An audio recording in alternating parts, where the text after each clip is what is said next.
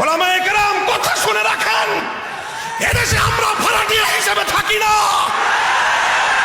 এদেশের মালিকানা সূত্রে আমরা বসবাস করি। আমার এই কথা শুনে একটা গল্প মনে পড়ে গেল। কয়েকদিন আগে এই যে জিঞ্জিরায় ওই কেরানীগঞ্জের এক মসজিদের ইমাম একদিন এসে আমাকে বলতেছে যে হুজুর, আমার এক মুসল্লি আছে, একদিন এসে আমারে কয় কি আপনার কথা, আগে তো আপনার নাম শুনে নাই, এই গত 1-1.5 মাস মামুনুল হক খুব শুনতেছে। তো আইসা আমাকে বলতেছে যে মামুনুল হক সাহেব এমন ভাবে কথা কয় মনে হয় যে দেশটা ওনাদের, খুব একটা অভিযোগ নিয়ে। তো লোকটা ওই ইমাম সাহেব বলল যে দেশটা ওনাদের মনে হয় ওনার কথায় না? কয় হ্যাঁ মনে হয় যে দেশটা ওনাদেরই। কয় আপনি মামুন সাহেবের পুরা বয়ান শুনছেন? কয় না, 2-4টা কথা শুনি, এমন গরম গরম কথা বলে মনে হয় দেশটা ওনাদের। কয় তাহলে এক কাজ করেন, মামুন সাহেবের একটা বয়ান আছে, একটা আলোচনা আছে উপমহাদেশের স্বাধীনতা যুদ্ধে আলেম সমাজের ভূমিকা, এই আলোচনাটা শুনবেন 1.5 ঘন্টা আলোচনা কষ্ট করে শুনছে লোকটা। কোনোদিন আলেম আমাদের ওয়াজ শুনে না, আর আমার ওয়াজ তো শুনেই না। তো 1.5 ঘন্টার ওয়াজ শুনছে। আমার ওই 1.5 ঘন্টার ওয়াজের মধ্যে ইতিহাস ছিল 100-200 বছরের ইতিহাস।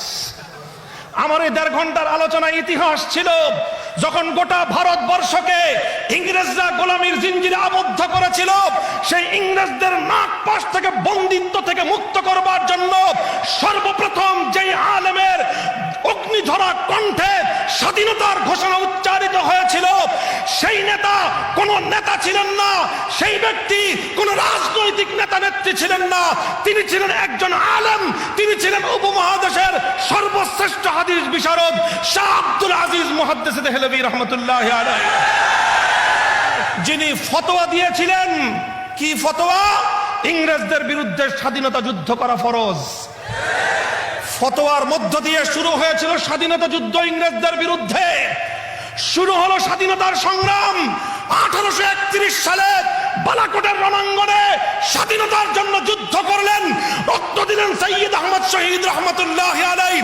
1857 সালে সিপাহী বিদ্রোহ হলো শামিলির রণাঙ্গনে, রক্ত দিলেন হাফেজ জামিন শহীদ রহমতুল্লাহি আলাইহি। 1920 সালে তাহরিকে রেশমি রুমাল হলো, মাল্টার আন্দামান দ্বীপে কারাগারে বন্দী হলেন শাইখুল হিন্দ মাহমুদ হাসান দেওবন্দি রহমতুল্লাহি আলাইহি।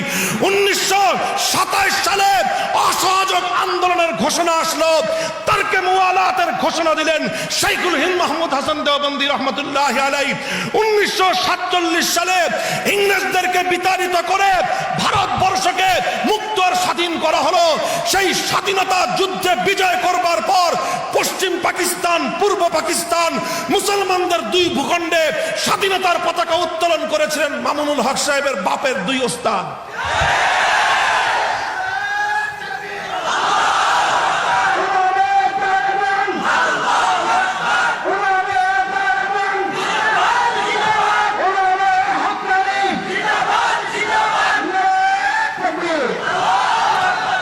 পশ্চিম পাকিস্তানের পতাকা উত্তোলন করেছিলেন সাব্বির আহমদ ওসমানী রহমতুল্লাহি আলাইহি। পূর্ব পাকিস্তানের ব্রিটিশ বিরোধী 190 বছরের স্বাধীনতা সংগ্রামের বিজয়ের পতাকা উত্তোলন করেছিলেন আল্লামা জাফর আহমদ ওসমানী রহমতুল্লাহি আলাইহি। এই দুজন আমার দাদা লাগে।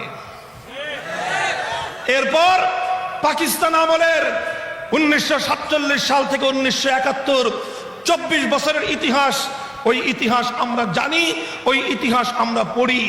1952 ভাষা আন্দোলন থেকে শুরু হলো স্বাধীনতা সংগ্রাম পশ্চিম পাকিস্তানিদের বিরুদ্ধে। 52 ভাষা আন্দোলন কারা করেছিল? একটা নাস্তিক ভাষা আন্দোলনে অংশগ্রহণ করে না। 1952 ভাষা আন্দোলন কাদের নেতৃত্বে হয়েছিল? ইতিহাসের সোনার অক্ষরে লিপিবদ্ধ আছে তমদ্দুন মজলিস। শব্দ দোনোটা আরবি, দোনোটা আরবি। তমদ্দুন মজলিস বাংলাদেশের স্বাধীন ভাষা আন্দোলনের 52 ভাষা আন্দোলনের সোনার অক্ষরে লেখা একটা নাম। তমদ্দুন আরবি শব্দ, মজলিস আরবি শব্দ। কারা করেছিল 52 ভাষা আন্দোলন? ইতিহাস আমরা জানি। শহীদ হয়েছিল কারা? আবুল বরকত, রফিকুল ইসলাম, আব্দুল জব্বার, আব্দুল সালাম, 4 জন মুসলমান মায়ের মুসলিম সন্তান বুকের তাজা রক্ত দিয়ে 1952 বাংলা ভাষার মর্যাদা কেড়ে এনেছিল। আসেন 1954 সালে যুক্তফ্রন্ট গঠিত হয়েছিল, যেই যুক্তফ্রন্টের ইশতেহার অনুযায়ী 1971-এ বাংলাদেশ স্বাধীন হয়েছিল। 54 যুক্তফ্রন্ট কারা গঠন করেছিল? 4 নেতা ছিল। 4 নেতা। কয় নেতা? বঙ্গবন্ধু তখনও শীর্ষ নেতার না, তিনি তখন দ্বিতীয় সারির নেতা, ইয়াং লিডার, যুবক। বঙ্গবন্ধুর নেতা ছিলেন হোসেন শহীদ সোহরাওয়ার্দী, শেরে বাংলা একে ফজলুল হক তারা। আর বঙ্গবন্ধু তখনও মূল প্রধান সারির নেতা হননি, তিনি আরো পরে সামনে এসেছেন। এই যে যুক্তফ্রন্ট হলো, যেই যুক্তফ্রন্টের ঘোষণার ভিত্তিতে পরবর্তীতে 1969-এর গণ অভ্যুত্থান হয়েছিল, 70-এর নির্বাচন হয়েছিল, 71-এর স্বাধীনতা অর্জিত হয়েছিল। সেই 54 যুক্তফ্রন্টের 4 নেতার নাম জানেন? 4 নেতার যুক্তফ্রন্টের ইতিহাস ছাড়া, এই যে যারা ইতিহাস পড়ো, পৌরনীতি পড়ো, বাংলাদেশের ইতিহাস পড়লে তুমি দেখবা বাংলাদেশের স্বাধীনতার পাকিস্তান আমলের 24 বছরের ইতিহাসের মধ্যে যুক্তফ্রন্টের ইতিহাস ছাড়া বাংলাদেশের স্বাধীনতার ইতিহাস পূর্ণ হয় না। যুক্তফ্রন্ট কি হয়েছিল? যুক্তফ্রন্ট কি জিনিসের নাম? বাংলাদেশের 4টা দল পূর্ব পাকিস্তানের ঐক্যবদ্ধ হয়েছিল। 4 দলের 4 জন নেতা ছিলেন। কারা ছিলেন তারা? 2 জন মিস্টার, 2 জন মৌলভী। 2 জন মিস্টার, কথা বলেন না কেন? 2 জন মিস্টার, 2 জন মিস্টার, 2 জন শেরে বাংলা একে ফজলুল হক, হোসেন শহীদ সোহরাওয়ার্দী।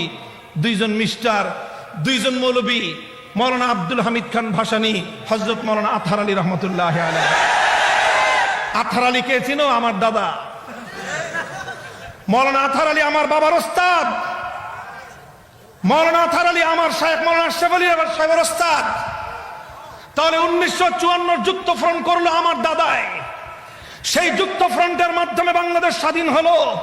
দুঃখ লাগে আজ বাংলাদেশের পৌরনীতিতে হোসেন শহীদ সোহরাওয়ার্দীর নাম পাওয়া যায়, শেরে বাংলা একে ফজলুল হকের নাম পাওয়া যায়, মৌলানা আব্দুল হামিদ খান ভাসানীরও নাম পাওয়া যায়। সোরার দল আমার দাদা মৌলানা আতহার আলীর নাম কেটে দিয়েছে। ওগুলা সব হিসাব আমাদের কাছে আছে, জবাব চাইবো। তুমি যদি ইতিহাস লেখো, যুক্তফ্রন্টের 3 নেতার নাম লিখবা, 4 দলীয় জোটের 4র্থ নেতার নাম জাতি জানতে চায়। ওই কথা বলতে তোমাদের মুখের মধ্যে কুলুপ এঁটে থাকে, কারণ মৌলানা আতহার আলীর নাম মুখে উচ্চারণ করতে তোমরা লজ্জাবোধ করো।